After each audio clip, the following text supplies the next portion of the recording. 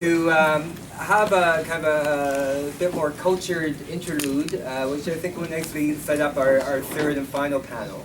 I am honored to have my colleague, Dr. Luca Otiono, to read some poems which are appropriate for the event. I'm going to turn it over to Luca.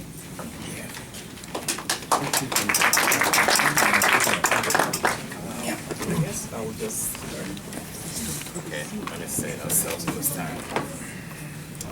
Thank you very much for that introduction. As I was thinking about what to read, I said to one of my colleagues, that it's been, some of the panels today almost invariably ends on some kind of depressing note for me. We have these very lively discussions about the continent and about the tensions and the dynamics, and at the end, that feeling of inability to overcome certain overwhelming circumstances or forces, seem to be the note on which we end. But the good thing is that the conversations also reveal so much about the efforts that people are making around the continent. I am particularly interested in the efforts that the youth, make in the continent, because from several levels, including the levels of culture, in many cultures in our continent, youth are meant to be heard, seen, and not heard. And you have elders council, who take decisions. And in a sense, it's also being played out within the political sphere, where we have respectively older statesmen still in control. And the joke in Nigeria is that the youth wing of one of the leading political party has a youth leader who is in his 60s. And I thought that I would try to steer away from some of the depressing poems. A lot of my poems, even when they're love poems, sometimes end on a political note.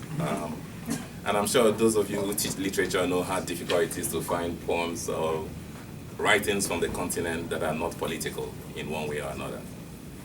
And so the first poem I'll read, I just read a few poems. I have about 10 minutes and I've taken about 3 minutes making an introduction.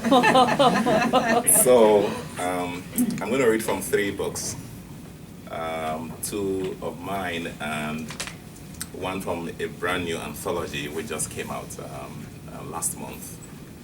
And the first poem I'll read is Grandma's Pipe. This is a poem I wrote for my paternal grandmom, who died a few years back, and who represented for me the power of the African woman to resist oppression, and also to speak out, and also be the force of the family. I won't do more introduction than that. And then she died, and my grandmom, contrary to much of what a lot of people think about grandmas, especially in the continent, was a heavy smoker. Not many people would think that a woman of her generation, she died at 98. Wow. She died, 98 years. And all I remember about her is her smoke. And I was particularly struck by the kind of romance that she had with a pipe. But there is a tragic ring to it because of how she took to smoking, during the Nigerian Civil War, the Biafran War, when she lost her husband and all of that. So that's the poem will speak for itself. Grandma's Pipe. She has been long dead, but she returns with every pipe I see. Old woman with the pipe, cheap of the rare breed. She will sit leisurely on her ancient bed in the family house, a red mud platform that to keep cool and soothing, she will scrub daily in the dead roots of plantain trees, fresh, like wet bath sponge. Then the ritual will begin.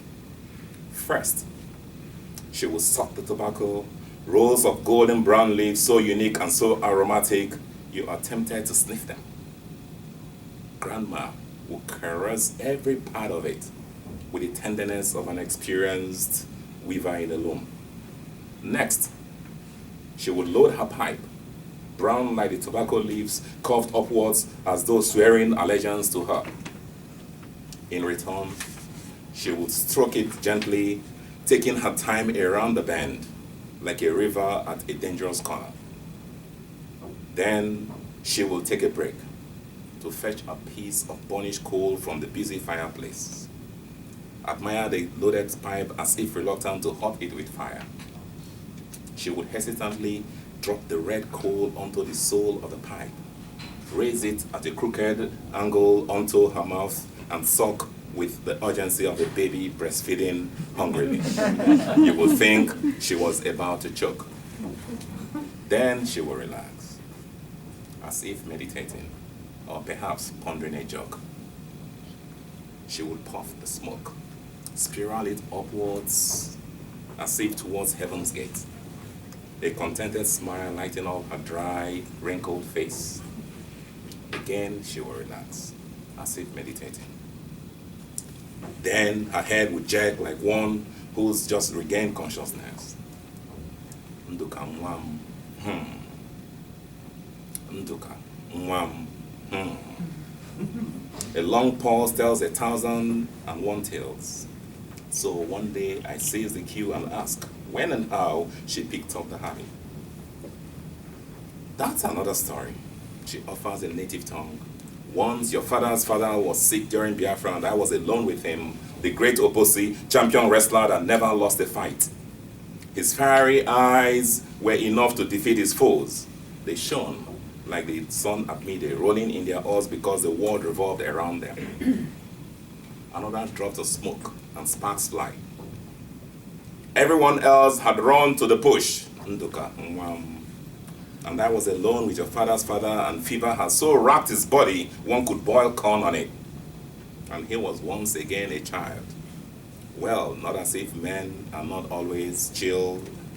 Her words trail off as she casts her eyes on the wall, and sadness overshadows her face, tracing the delicate woolly patterns on them.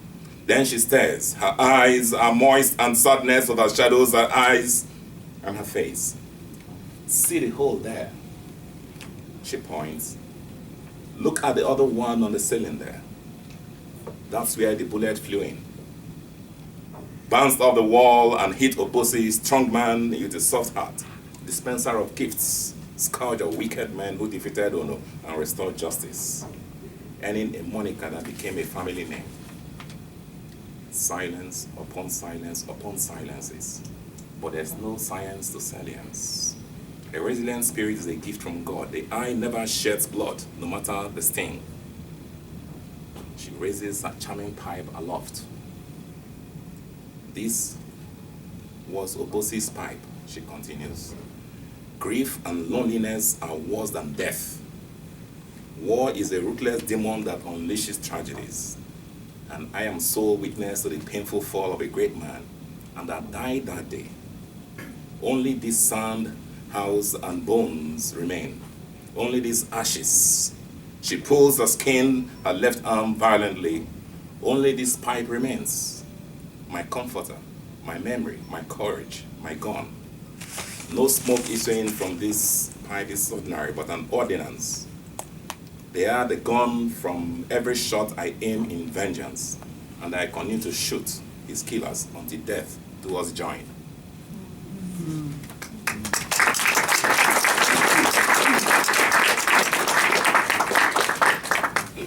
And because we've talked about, I have, my time is up, but I'll read a very short poem, or excerpt of a short poem. Earlier on when Linda was talking, she talked about, mentioned Ken Saro-Wiwa, the killing of Ken Saro-Wiwa, the execution of Ken Saro-Wiwa, and Mandela's disappointment and the rest of the disappointment. One part of the story that I needed to quickly add is that before, why Ken Saro-Wiwa, why word was around that Ken Saro-Wiwa was going to be executed in 1995? Two important things were happening. One, the Association of Nigerian Authors, which is the Writers Guild in Nigeria, were going to meet at the University of Lagos.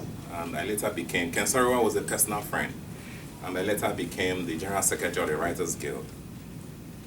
And then second, three most distinguished Nigerian writers, the Nobel laureate Wole Soyinka, Chinua Achebe, And J.P. Clark actually went to intervene on Ken Saro-Wiwa's behalf with the president, with the head of state, General Abacha then.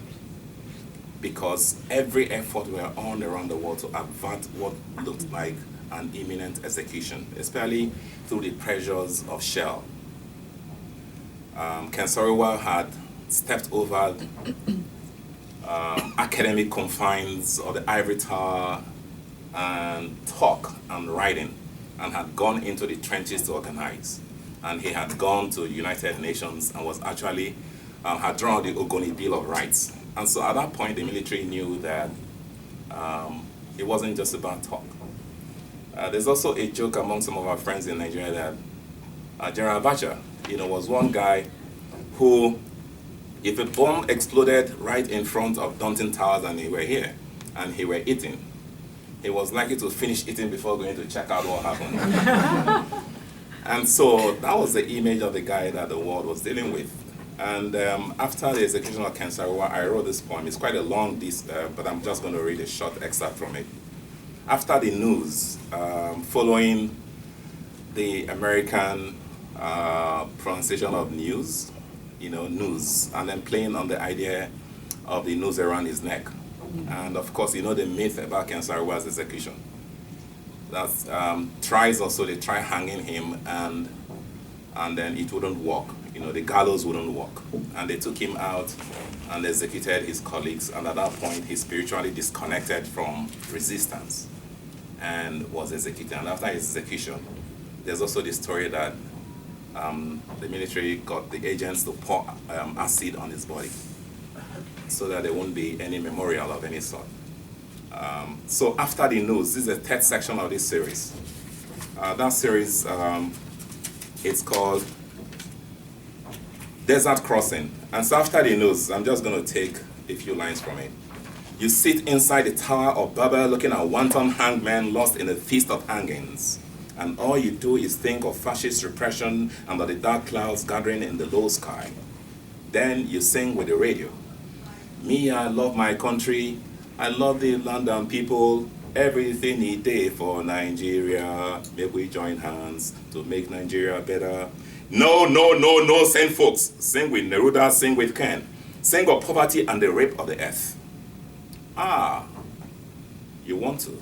You're scared of poverty. You don't want to go to the market with worn-out shoes and come back with the same old dress. F-men, you fear too much. Even wind rushes through your windows, nettings frighten you. And you say you're sane. I've seen women riot in Aba, then the devil in uniform crucify his serpentine desires. I've seen Amazons rout imperial lackeys in Dahomey. But you sit, watching this generation suffer death by hanging, and all you say is you love your dear homeland. Send folks, I see you fermenting under a forest of flowers. I see you sulking with pain, with hatred for a dictator roasting in the womb of the rock. Rise up, fallen heroes. Rise up, fallen martyrs. Rise and take up your arms again. You who love this country as I do. I, madman citizen of the moon. Sing with me, sing with vengeance. Wage war against the baboons who pillage our bands. And I'll just stop there. Thank you.